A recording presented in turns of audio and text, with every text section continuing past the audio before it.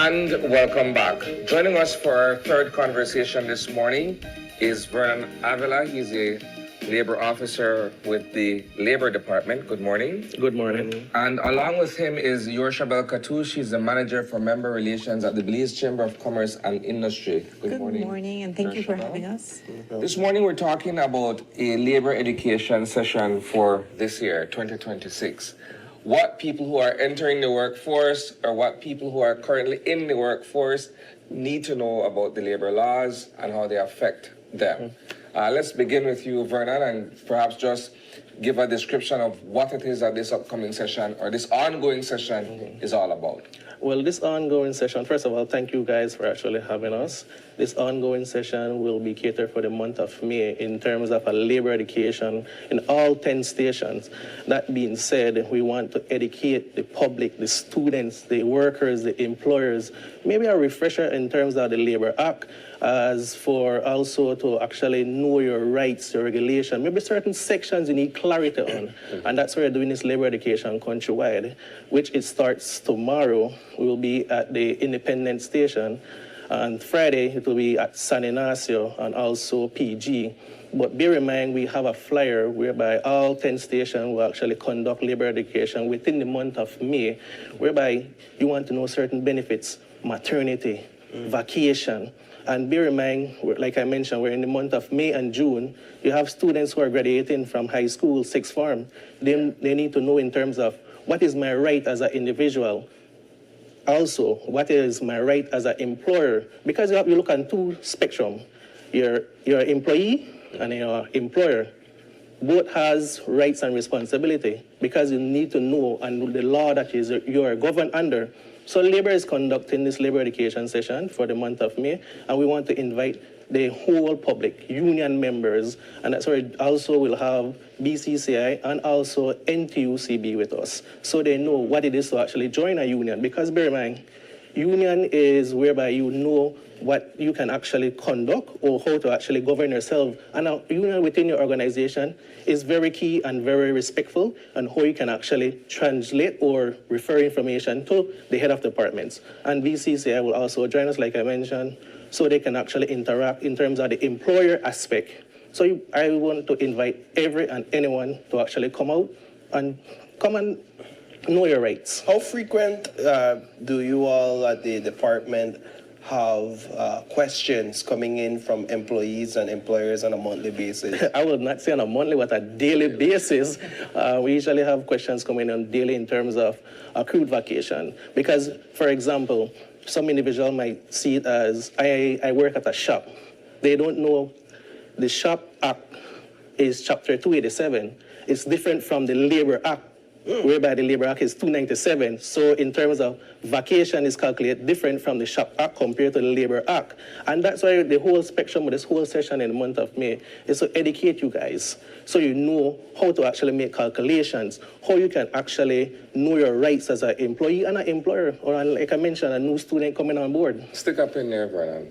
For the benefit of our viewers, what is the difference between the Labor Act and the Shop Act? Yeah, You've mentioned that they don't perhaps know the difference between the two. For example, the Shop Act has to do in terms of a person working at a shop, like a Chinese shop, a restaurant and bar.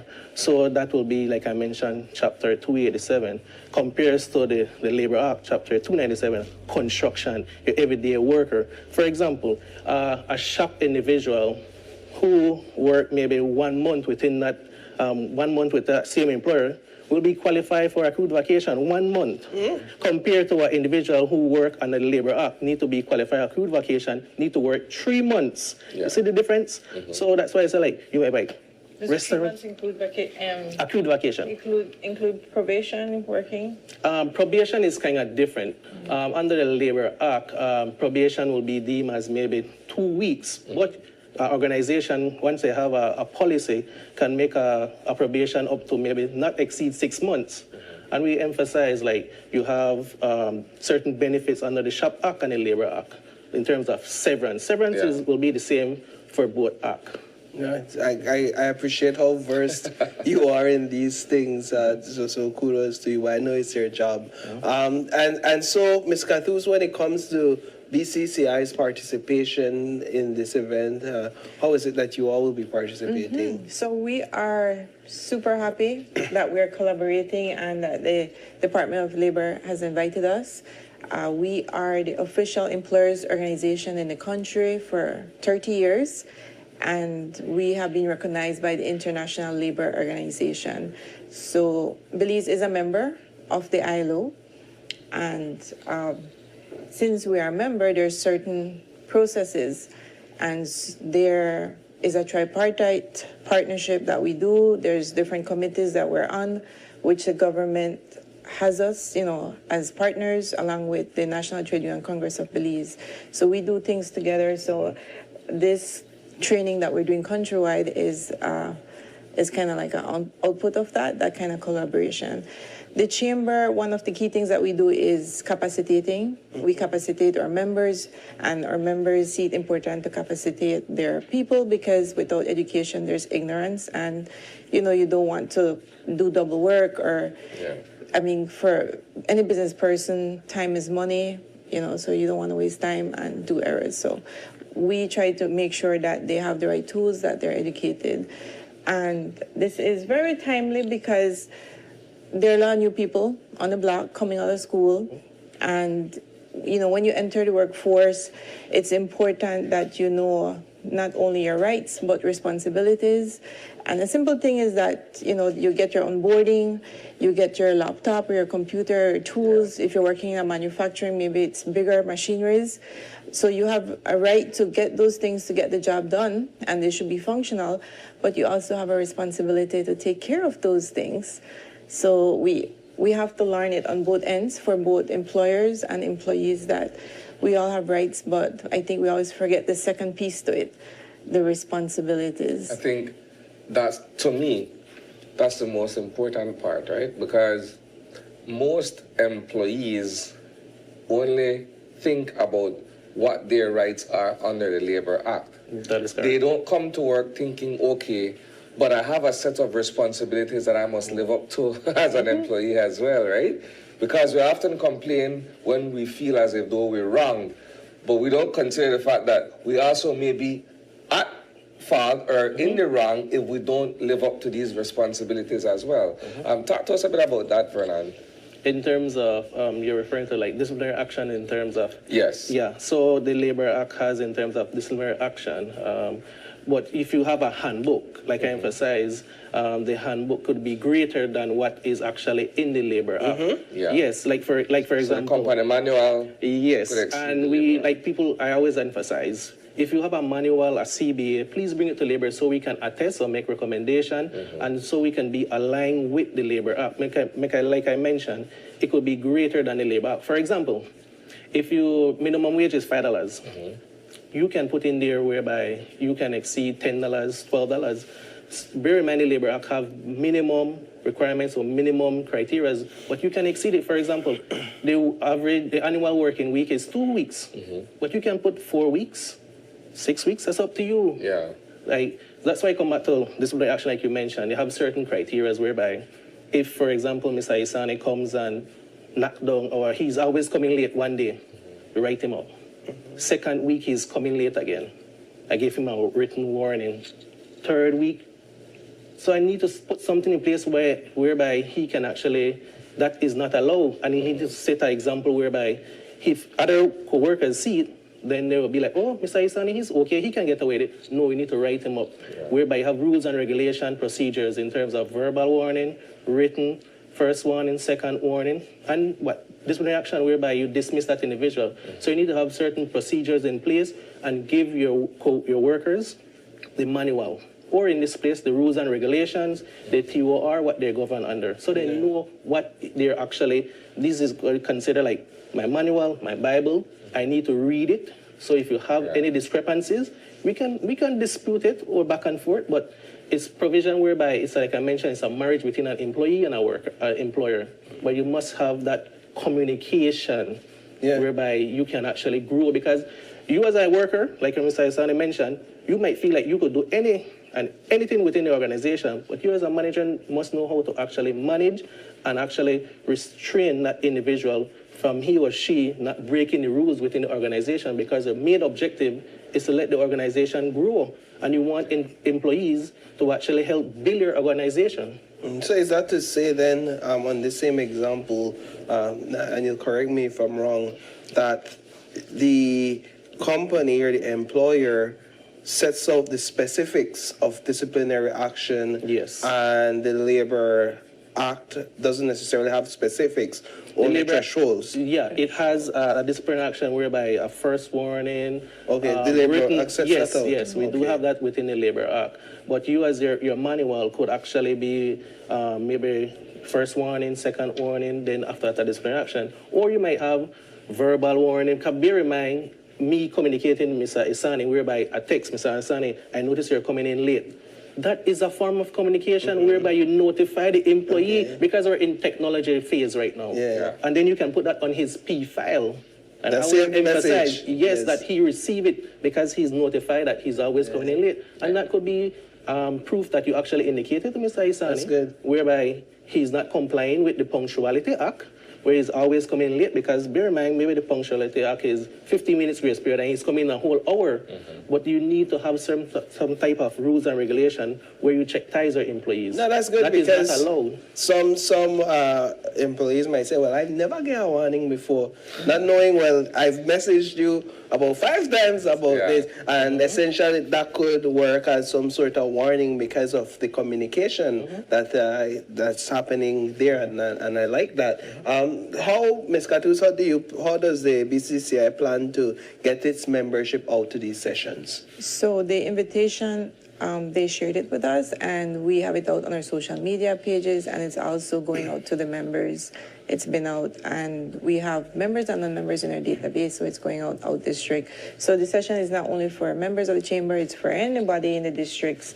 So if you just go on either our Facebook page or In Labor, we have a Facebook yes, page. and you find it. And it's super important because it, as Renan mentioned, you know, when you get employed, there's some steps that sometimes employers miss, or sometimes the employee doesn't even know. So basically, there's a whole onboarding process where you're supposed to get your contract, you're supposed to know your terms and conditions, you're supposed to know the whole workplace policies, so that you don't even reach that stage whereby you have all these disciplinary actions and you're getting signed up and right up, because we really don't want to get there. Yeah. That kind of eats up down on the employer's times, you know. So a perfect workplace is that both the employer and employee knows the terms and conditions, you agree to it, And abide by it. and abide by it. Don't take it for granted. It's you know, you're supposed to be an adult, and you should take responsibility for your actions. I remembered there's a young person that came to my office one day, and he said, I'm on sick leave right now, but you know, I want to open a business. And I said, instead of, you know, just sitting home on my sick leave, let me come out and find out from the chamber, how can I get my business started? So I said, well, when are you going back to work? Because on his employer's time, he is chilling out at my office trying to find how to start his business, you know? So Technically on sick leave, just technically. And I said, you know, this is not quite the right character attitude, because when you start your business, so I had to give him this whole role play, you know, that, yeah, because then, so this is what some people think that, so I said, like, how are you going to get paid then if you're not at work and, you know, you're taking your 1-2 weeks off? How you think your employer going to pay you if you're not there being productive to help them pay you? Clueless, you know, they fine. so I just so that's why I say, like, we really have to educate our people to, so that we don't have that kind of mentality. There's a difference in culture, behavior, and approach when it comes to an older class of workers, if I could describe it as such, versus the younger ones who are coming in. We have a value system about ourselves where we understand certain things, right? We know our Vernon overstep. is we know in our his take early advantage, 20s. Yeah. right? We know how to do none of that because it's understood that you don't do that. Yeah. But with younger people, they could care less. And you're not And they making a don't- blanket statement. Sorry? You're not making a blanket statement. I'm making a statement. All right. But here's the thing too though.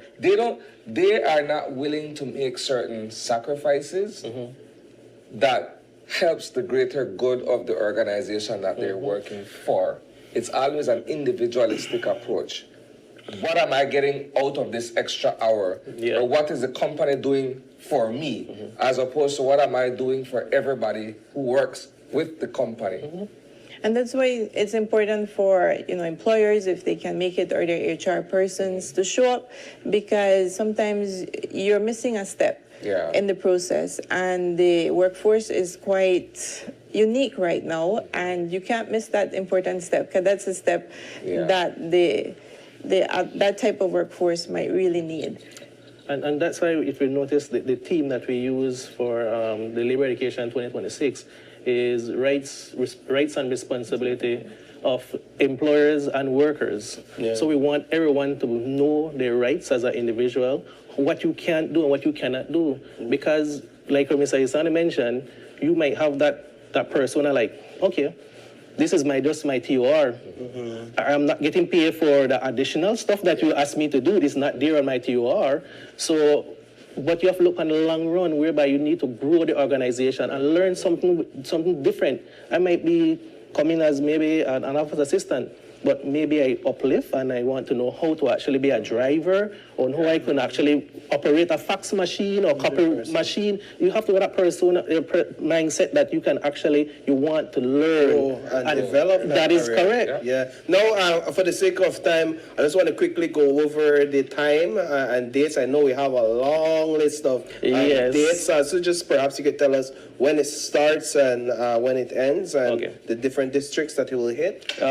Like I mentioned, it's 10 stations, and we start tomorrow, which will be the Independence station, and that'll be tomorrow, Tuesday, and then Friday the 15th will be San Ignacio and PG, and from there you can actually go. We have an actual Facebook page, the Ministry of Immigration, Governance and Labor, and from there you will see all the dates, and please make yourself available to actually log in. We actually have a registration link where you can actually go and register and make yourself available. So you want to, maybe the information might be new to you, that's good. Maybe it might be a refresher, that's also good. And I always emphasize, sharing the knowledge is key, because you have to look on the future generations. And then, Mary, the way how you read the act, maybe you read it in your perspective, whereby, okay, it will benefit you, but when you actually call our office, we actually educate you how to actually, the act speaks. Excellent. Well, we want to thank you both for joining us this morning. I think this is going to be a very good initiative, and I do hope that the turnout is as is expected.